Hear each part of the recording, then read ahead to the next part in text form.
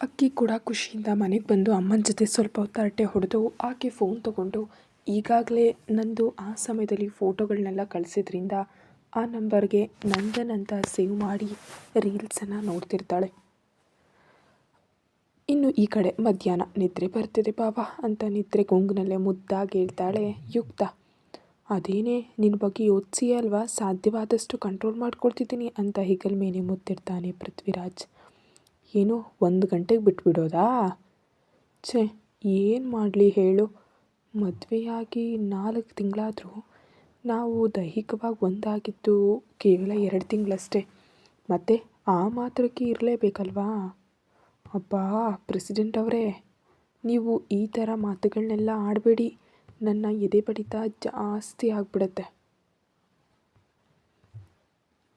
ಹೌದಾ? ಹಾಗಾದರೆ ಅದನ್ನು ನಾನೇ ಕಂಟ್ರೋಲ್ ಮಾಡ್ತೀನಿ ಬಿಡು ಅನ್ನುತ್ತಾ ಯುಕ್ತಳನ್ನು ಒಪ್ಕೊಳ್ತಾನೆ. ಇತ್ತ ಅಂಜು ಮತ್ತು ನಿಖಿಲ್ ಎಂದಿನಂತೆ ಜಗಳ ಆಡ್ಕೊಳ್ಳೋದು, ನಿಕ್ಕಿ ತುಂಟತನದಿಂದ ಆಕೆಯನ್ನು ರೇಗಿಸೋದು ಇದೇ ನಡೀತಿರುತ್ತೆ. ಪಾಂಡು ಕೂಡ ಮುಂಚಿನಂತೆ ಲಕ್ಷ್ಮಿನೇನು ಅಂತಿಲ್ಲ, ಆದರೆ ತನ್ನ ಕೆಲಸ ಏನಿದ್ರು ತನ್ನದೇ ಅನ್ನುವಂತೆ ಇರ್ತಿದ್ದಾನೆ ಅಷ್ಟೇ. ಆದರೆ ನಿಕ್ಕಿ ಇಟ್ಕೊಂಡಿದ್ದ ನಂಬಿಕೆ ಸಮಯ ಕಳೀತಾ ಇದ್ದಂತೆ ಕಡಿಮೆ ಆಗ್ತಿದ್ರೆ ನಿಜಕ್ಕೂ ಅಂಜು ಮನಸ್ಸು ಬದಲಾಗುತ್ತಾ ಇಲ್ವೋ ಅನ್ನೋ ಭಯ ಆತನಲ್ಲಿ ಆವರಿಸುತ್ತೆ. ಹಾಸಿಗೆ ಮೇಲೆ ಕೂತು ಏನೋ ತೀವ್ರವಾಗಿ ಯೋಚಿಸ್ತಿರುವಂಥ ನಿಕ್ಕಿಯನ್ನು ನೋಡಿಯೂ ಗಂಭೀರವಾಗಿ ಅದನ್ನು ತೆಗೆದುಕೊಳ್ಳದೆ ಮಂಚ ಹತ್ತಿ ಮಲಗಿಕೊಂಡು ನಿಕ್ಕಿ ಫೋನ್ ತಗೊಂಡು ಹಾಡುಗಳನ್ನ ಹಾಕ್ತಾಳೆ. ಹಾಡಿನ ಶಬ್ದ ಕೆಚ್ಚೆತ್ತು ತಲೆ ಹಿಂದೆ ತಿರುಗಿಸಿ ನೋಡ್ತಾನೆ. ಉಡುಪಿನಲ್ಲಿ ಮಲಗಿರೋ ಅಂಜುವನ್ನು ನೋಡಿ ಲೈಟ್ ಆಫ್ ಮಾಡಿ ಪಕ್ಕದಲ್ಲಿ ಮಲಗಿ ಆಕೆ ಹೆಗಲ ಮೇಲೆ ತಲೆಯನ್ನು ಆತ ಇಡ್ತಾ ಇದ್ದಂತೆ ಅಂಜು ಕಿರಿಕಿರಿಯಿಂದ, ಅಷ್ಟೊಂದು ಜಾಗ ಇದ್ರೂ ಯಾಕೆ ಬಂದು ನನ್ನ ಮೇಲೆ ಬೀಳ್ತೀಯ ನಿಕ್ಕಿ ನೀನು ಅಂತ ಸಿಡಿಮಿಡಿಗೊಳ್ತಾಳೆ. ಆಕೆಯ ಕೋಪ ಅರ್ಚಾಟ ಎಲ್ಲ ಅಭ್ಯಾಸವಾಗಿ ಹೋಗಿರೋದ್ರಿಂದ ಇನ್ನಷ್ಟು ಗಟ್ಟಿಯಾಗಿ ಅಪ್ಕೊಂಡು, ಈ 2 ತಿಂಗಳು ತಾನೇ ಅಂಜು, ಮತ್ತೆ ನಿನ್ನನ್ನು ತಲುಪೋ ಅವಕಾಶ ಸಿಗುತ್ತೋ ಇಲ್ವೋ ಗೊತ್ತಿಲ್ಲ, ಪ್ಲೀಸ್ ನೀನು ಕೋಪ ಮಾಡ್ಕೋಬೇಡ ಅಂತ ಕೆನ್ನೆ ಮೇಲೆ ಮುತ್ತಿಡ್ತಾನೆ. ಅಂಜು ಕೋಪದಿಂದ ತುಟಿ ಕಚ್ಚಿ ಹಿಡಿದು ನಿಕ್ಕಿಯನ್ನೇ ನೋಡ್ತಾ ಇದ್ದರೆ, ಛೇ, ನನ್ನ ಮೇಲಿನ ಕೋಪಕ್ಕೆ ಅದನ್ನು ಯಾಕೆ ಕೊಲ್ತೀಯ ಅಂಜಮ್ಮ ಅಂತ ಬೆರಳುಗಳಿಂದ ತುಟಿಯನ್ನು ಇಳಿದು ಉಗುರಿನಿಂದ ಸವರಿ ತಡೀಲಾರದೆ ಚಿಕ್ಕದಾಗಿ ಮುತ್ತಿಟ್ಬಿಡ್ತಾನೆ. ಅದಕ್ಕೆ ನಿಕ್ಕಿಯ ಬೆನ್ನು ಒಡೆಯುವಂತೆ ಕೋಪದಿಂದ ಗಟ್ಟಿಯಾಗಿ ಬಾರಿಸ್ಬಿಡ್ತಾಳೆ. ಉಶ್ ಅಬ್ಬಾ ಅನ್ನುತ್ತಾ ಬಿಡದೆ ದಬ ಅಂತ ಹೊಡೆದು ಹೋಗೋ ಅಂತ ದೂರ ತಳ್ಳಿಬಿಡ್ತಾನೆ. ಆತನನ್ನು ತಳ್ತಾಳೆ. ಆದರೆ ನಿಕ್ಕಿ ಮಾತ್ರ ಇನ್ನಷ್ಟು ಆಕೆಯನ್ನು ಗಟ್ಟಿಯಾಗಿ ಅಪ್ಕೊಂಡ್ಬಿಟ್ಟು, ಸಾರಿ ಅಂಜಮ್ಮ, ಆದರೆ ನಿನಗೆ ದೂರ ಇದ್ದರೆ ನನಗೆ ಪ್ರಾಣನೇ ಹೊರಟೋದಾಗುತ್ತೆ ಗೊತ್ತಾ. ಅದಕ್ಕಾಗಿ ನೀನು ಕೋಪ ಬಂದರೂ ಬೇರೆ ದಾರಿ ಇಲ್ಲದೆ ಹತ್ರ ಇರ್ತಿದ್ದೀನಿ.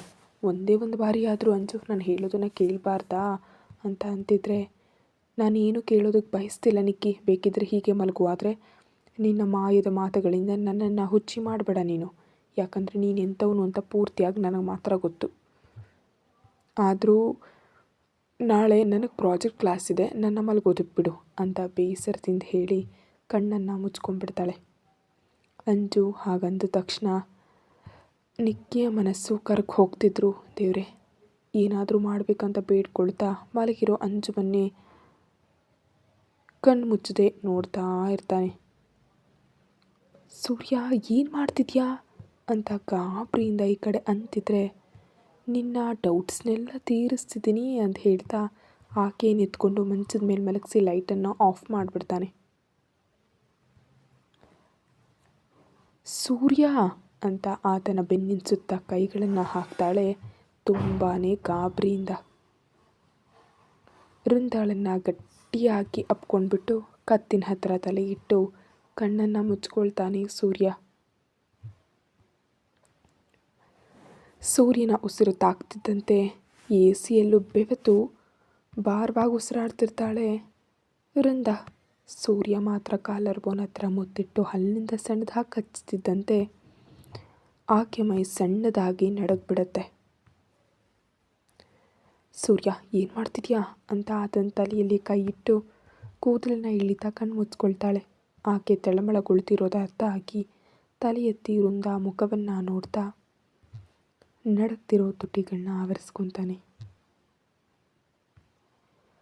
ಇಷ್ಟೊತ್ತಿನ ಮುದ್ದಿಗೆ ಸ್ಪಂದಿಸಿದವಳು ಈಗ ಮಾತ್ರ ಸಂಪೂರ್ಣವಾಗಿ ತನ್ನ ಇಷ್ಟವನ್ನು ವ್ಯಕ್ತಪಡಿಸ್ತಾಳೆ. ಆಗ್ಲಿಂದ ರೆಸ್ಪಾನ್ಸ್ ಮಾಡಿರಲಿಲ್ಲ, ಆದರೆ ಈಗ ಮಾತ್ರ ರೆಸ್ಪಾನ್ಸ್ ಮಾಡ್ತಿರ್ತಾಳೆ. ಆಕೆಯಿಂದ ಸಕಾರಾತ್ಮಕ ಪ್ರತಿಕ್ರಿಯೆ ಬಂದ ತಕ್ಷಣ ಇನ್ನಷ್ಟು ಗಾಢವಾಗಿ ಮುಂದುವರಿಸ್ತಾನೆ. ವೃಂದಾನ ಸೌಂದರ್ಯವನ್ನು ಸವಿತಿರ್ತಾನೆ. ಎಲ್ಲೆಲ್ಲೋ ತಾಕ್ತಿರೋ ಆತನ ಕೈಗಳಿಗೆ ತಡೆಯನ್ನು ಒಡ್ಡುತ್ತಾ ಗಟ್ಟಿಯಾಗಿ ಹಿಡಿದು ತಡಿತಾಳೆ. ತುಟಿಯ ಅಂಚಿನಲ್ಲಿ ಸೆಳೆತ ಕಚ್ಚಿ ಹಿಂದೆ ಸರಿದು ನೋಡ್ತಾ ಇದ್ದಂತೆ ವೃಂದಾಗೆ ನಾಚಿಕೆಯಿಂದ ಸೂರ್ಯನನ್ನ ನೋಡೋದಕ್ಕೆ ಆಗದೆ ಪಕ್ಕಕ್ಕೆ ತಿರ್ಕೊಂಡು ಬಿಡ್ತಾಳೆ. ಉಡುಪು ಪಕ್ಕಕ್ಕೆ ಸರಿಯೋದ್ರಿಂದ ಸ್ಪಷ್ಟವಾಗಿ ಕಾಣಿಸ್ತಿರೋ ನಡುವಿನ ಮೇಲಿಂದ ಕೈಯನ್ನು ಬಳಸಿ ಇನ್ನಷ್ಟು ಹತ್ರಕ್ಕೆ ಎಳ್ಕೊಂಡು ಬೆನ್ನಿನ ಮೇಲೆ ತಲೆಯನ್ನು ಇಡ್ತಾನೆ. ಇಬ್ಬರ ಮಧ್ಯೆ ಮೌನ ಮಾತ್ರ ಇರುತ್ತೆ. ಸ್ವಲ್ಪ ಹೊತ್ತಿಗೆ ಸೂರ್ಯ ಮಲಗಿದಾನೆ ಅಂತ ಅರ್ಥ ಆಗಿ ಮೆಲ್ಲಗೆ ನೆಟ್ಟಗೆ ತಿರುಗಿ ಆತನನ್ನು ಹತ್ತಿರಕ್ಕೆ ಜರುಗಿಸ್ಕೊಂಡು ಇಂಚು ದೂರದಲ್ಲಿದ್ದ ಮುಖಕ್ಕೆ ಮುದ್ದಾದ ಮುದ್ದನ್ನಿಟ್ಟು ಟ್ರಿಮ್ ಮಾಡಿದ ಗಡ್ಡದ ಮೇಲೆ ಸಣ್ಣದಾಗಿ ಕಚ್ಚಿ ತನ್ನಷ್ಟಕ್ಕೆ ತಾನೇ ನಗ್ತಾಳೆ. ಇದೆಲ್ಲ ಕನಸು ನನಸು ಅರ್ಥ ಆಗ್ತಿಲ್ಲ ಸೂರ್ಯ, ಆದರೆ ನಿನ್ನೊಂದಿಗೆ ಇರೋ ಈ ಕ್ಷಣ ಹೀಗೆ ಉಳಿದು ಹೋಗಬೇಕು ಅಂತ ಅನ್ನಿಸ್ತಿದೆ. ಮತ್ತು ಜೀವನ ಪರ್ಯಂತ ಇಷ್ಟೇ ಪ್ರೀತಿಯನ್ನು ನೀಡ್ತೀಯಾ ಅಂದ್ಕೊಳ್ತಾ ಆತನನ್ನು ಇನ್ನಷ್ಟು ಗಟ್ಟಿಯಾಗಿ ಅಪ್ಕೊಳ್ತಿದ್ದಂತೆ ಸೂರ್ಯ ಕೂಡ ಬಿಗಿಯಾಗಿ ಅಪ್ಕೊಳ್ತಾನೆ.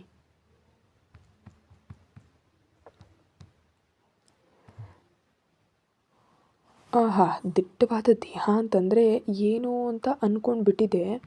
ಅಬ್ಬಬ್ಬಾ, ನಿನ್ನನ್ನು ತಡೆಯೋದು ಕಷ್ಟನೇ ಸ್ವಾಮಿ ಅಂದ್ಕೊಂಡು ನೋವಿಗೆ ಅತ್ತಿತ್ತ ಒಳ್ಳಾಡ್ತಿರ್ತಾಳೆ. ಬೇಸರದ ಮುಖ ಮಾಡಿ ಅಪ್ಪುಗೆಯನ್ನು ಸ್ವಲ್ಪ ಸಡಿಲಗೊಳಿಸ್ತಾನೆ.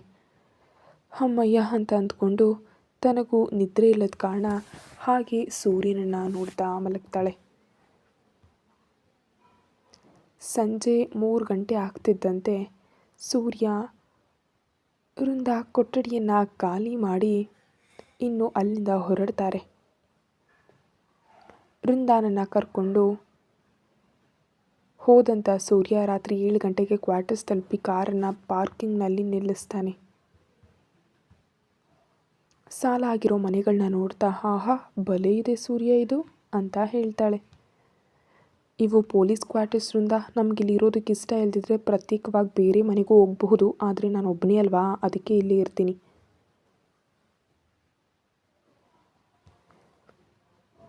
ಒಂದು ವೇಳೆ ನಿನಗಿಷ್ಟ ಆಗದಿದ್ರೆ ಹೊರಗಡೆ ಇನ್ನೊಂದು ಮನೆ ನೋಡೋಣ ಅಂತ ಹೇಳ್ತಾನೆ. ವೃಂದ ಅತ್ತಿತ್ತ ನೋಡ್ತಾ ಕೆಲವು ದಿನ ನೋಡೋಣ ಸೂರ್ಯ, ಅಷ್ಟಾಗಿ ಮುಜುಗರ ಅನಿಸಿದ್ರೆ ಆಗ ಹೋಗೋಣ ಬಿಡು ಅಂತಾಳೆ ಸಹಜವಾಗಿ.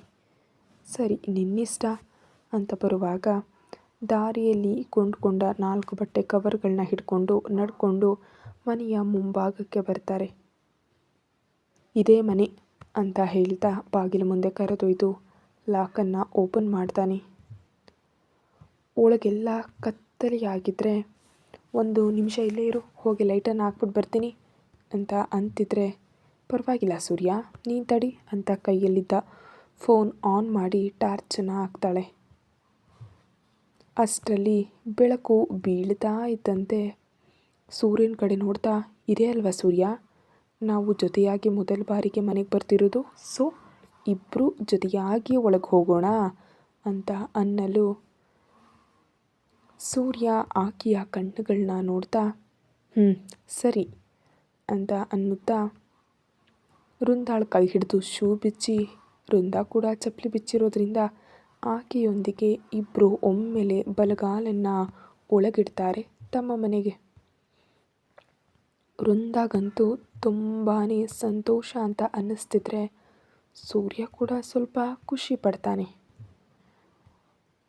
ಒಳಗೆ ಬಂದ ಮೇಲೆ ವೃಂದಾಳ ಕೈ ಬಿಟ್ಟು ಬಾಗಿಲ ಪಕ್ಕದಲ್ಲಿದ್ದ ಸ್ವಿಚ್ ಬೋರ್ಡ್ ಹತ್ರ ಹೋಗಿ ಲೈಟನ್ನು ಹಾಕ್ತಿದ್ದಂತೆ ಒಮ್ಮೆಲೆ ಬೆಳಕು ಬಂದಿದ್ದಕ್ಕೆ ವೃಂದ ಒಂದು ಕ್ಷಣ ಕಣ್ಮುಚ್ಚಿ ತೆಗೆದು ಮನೆ 4 ಕಡೆ ನೋಡ್ತಾಳೆ. 2 ಬೆಡ್ರೂಮ್ ಇರೋ ಮನೆ ಅಂತ ಸ್ಪಷ್ಟವಾಗಿ ಅರ್ಥವಾಗುತ್ತೆ. ಎದುರಿಗೆ 2 ಬೆಡ್ರೂಮ್ಗಳು, ಬಲಗಡೆ ಅಡುಗೆ ಮನೆ, ಹಾಲ್ನಲ್ಲಿ ಒಂದು ಬದಿ ಸಣ್ಣ ಡೈನಿಂಗ್ ಟೇಬಲ್, ಕೇವಲ 3 ಕುರ್ಚಿಗಳು ಹಾಕಲಾಗಿದೆ. ಹಾಲ್ನಲ್ಲಿ ಸೋಫಾ ಸೆಟ್, ಗೋಡೆಗೆ ಸಿಕ್ಕಿಸಿದಂಥ ಟಿ ವಿ, ಪಕ್ಕದಲ್ಲಿ ಗಡಿಯಾರ ಬಿಟ್ಟರೆ ಬೇರೆ ಏನೂ ಇರೋದಿಲ್ಲ. ಹಾಗೆ ಇಡೀ ಮನೆಯನ್ನು ಪರಿಶೀಲಿಸಿ ಆಕೆ ನೋಡ್ತಾ ಇದ್ದರೆ ಆಕೆಯ ಮುಖವನ್ನು ಗಮನಿಸ್ತಿದ್ದಂತಹ ಸೂರ್ಯ, ಅಂದರೆ ಬ್ಯಾಚುಲರ್ ಅಲ್ವಾ, ಅದಕ್ಕೆ ಸಿಂಪಲ್ಲಾಗಿ ಇರುತ್ತೆ ವೃಂದ, ನೀನು ಬಂದ ಮೇಲೆ ನಿನ್ನಿಷ್ಟದಂತೆ ಜೋಡಿಸ್ಕೊ ಅಂತ ಹೇಳ್ತಾ ಮೇನ್ ಡೋರನ್ನು ಲಾಕ್ ಮಾಡ್ತಾನೆ. ವೃಂದ ಏನೂ ಮಾತಾಡದೆ ಅತ್ತಿತ್ತ ತಿರುಗ್ತಾ ಕವರ್ಗಳನ್ನ ಸೋಫಾದ ಮೇಲಿಟ್ಟು ಎದುರಿಗಿದ್ದ ಕೊಠಡಿಯೊಳಗೆ ಹೋಗ್ತಾಳೆ. ಆ ಕೊಠಡಿಯೆಲ್ಲ ಖಾಲಿ, ರ್ಯಾಕ್ಗಳಿತ್ತು, ಕನಿಷ್ಠ ಹಾಸಿಗೆಯೂ ಇಲ್ಲದೆ ಖಾಲಿಯಾಗಿರುತ್ತೆ. ನಂತರ ಹೊರಗಡೆ ಬಂದು ಪಕ್ಕದಲ್ಲಿರೋ ಕೊಠಡಿಗೆ ಹೋಗ್ತಿದ್ದಂತೆ ಅದರಲ್ಲಿ ಮಾತ್ರ ಒಂದು double cot bed, attached washroom, ಮೂಲೆಯಲ್ಲಿ ಕಬೋರ್ಡ್ಗಳನ್ನ ನೋಡಿ ಅದೇ ಸೂರ್ಯನ ರೂಮ್ ಅಂತ ಅರ್ಥವಾಗಿ ನೋಡ್ತಾ ಇದ್ದರೆ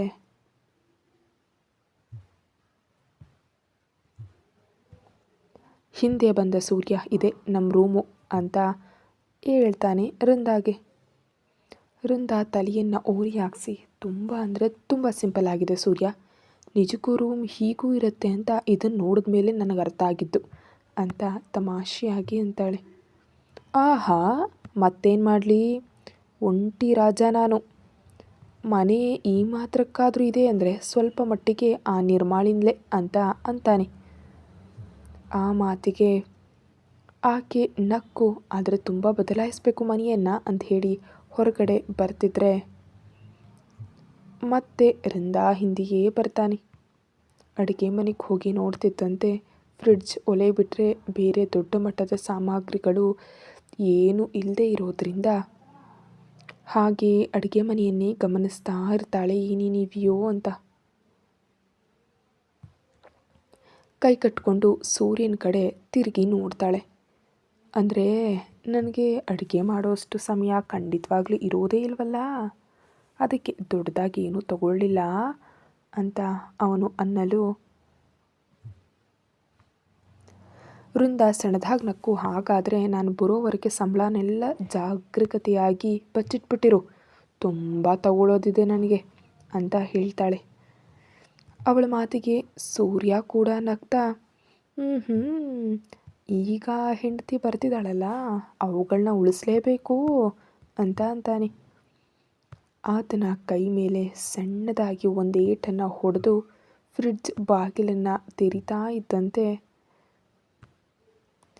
ಕೆಲವು ಮೊಟ್ಟೆಗಳು, ಬೀರ್ ಬಾಟಲಿಗಳು ಇರೋದನ್ನು ನೋಡಿ ಕಣ್ಣು ಸಣ್ಣದು ಮಾಡಿ ಸೂರ್ಯನ ಕಡೆ ನೋಡ್ತಾಳೆ. ಆಕೆ ಕಣ್ಣಿನಲ್ಲಿರುವಂತಹ ಪ್ರಶ್ನೆ ಅರ್ಥವಾಗಿ, ಅಂದರೆ ವೃಂದ, ಪ್ರತಿದಿನ ಅಲ್ವೇ, ಯಾವಾಗಲಾದರೂ ಸುಸ್ತಾದಾಗ ಮಾತ್ರ ಅಂತ ಮೆಲ್ಲಗೆ ಆತ ಹೇಳ್ತಾ ಇದ್ದರೆ, ಆದರೆ ಏನು ಪೊಲೀಸಾಗಿತ್ಕೊಂಡು ನೀನೇ ಕುಡಿತೀಯಾ ಅಂತ ಮತ್ತೆ ಕೇಳ್ತಾಳೆ.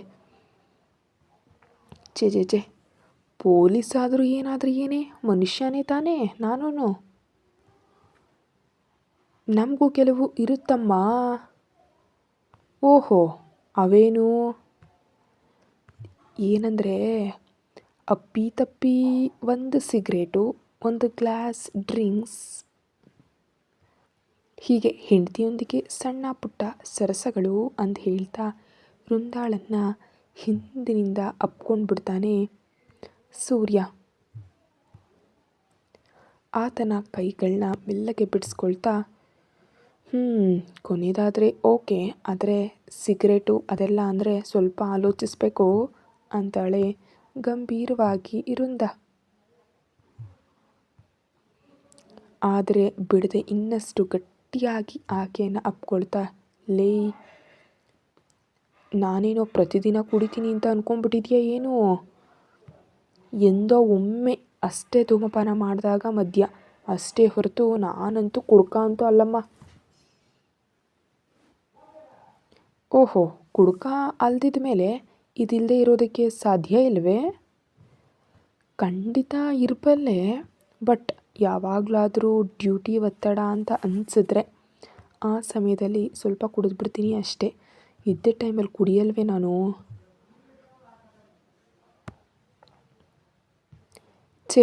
ಹಾಗಂದರೆ ನಿನ್ನೊಂದಿಗೆ ಹಂಚ್ಕೊಳ್ಳೋರು ಯಾರೂ ಇರಲಿಲ್ಲ, ಆದರೆ ಇವಾಗ ನಾನಿದ್ದೀನಿ ಅಲ್ವಾ, ಆವಾಗ ಇರಲಿಲ್ಲ ಅಂತ ಅದನ್ನು ಕುಡಿತಿದ್ದೆ, ಈಗ ನಿನ್ನ ಒತ್ತಡವನ್ನು ಹಂಚ್ಕೊಳ್ಳೋದಕ್ಕೆ ನಾನಿದ್ದೀನಿ ಅಂತ ಆತನ ಕಾಲರ್ ಹಿಡಿದು ಮುಂದಕ್ಕೆ ಎಳ್ಕೊಳ್ತಾಳೆ ವೃಂದ. ಆದ್ದರಿಂದ ತಲೆ ಸ್ವಲ್ಪ ಮುಂದೆ ಬರ್ತಿದ್ದಂತೆ ವೃಂದ ಮುಖವನ್ನು ನೋಡ್ತಾ, ಅಷ್ಟೊಂದು ಒತ್ತಡವನ್ನು ನೀನು ತಡ್ಕೊಳ್ಳೋದಕ್ಕೆ ಸಾಧ್ಯ ಇಲ್ವೇ ಅಂತ ಅಂದ. ಸಣ್ಣ ಧ್ವನಿಯಲ್ಲಿ ಆತ ಆ ಮಾತನ್ನು ಹೇಳ್ತಾ ಇದ್ದರೆ ವೃಂದ ಅಂತೂ ನಾಚಿಕೊಳ್ತಾ ನೋಟವನ್ನು ತಿರುಗಿಸಿ, ಚಿ ಚಿ ಚಿ ನಾಚಿಕೆನೇ ಇಲ್ಲೇ ನಿನಗೆ ಅಂತ ಅಂತಿರ್ತಾಳೆ.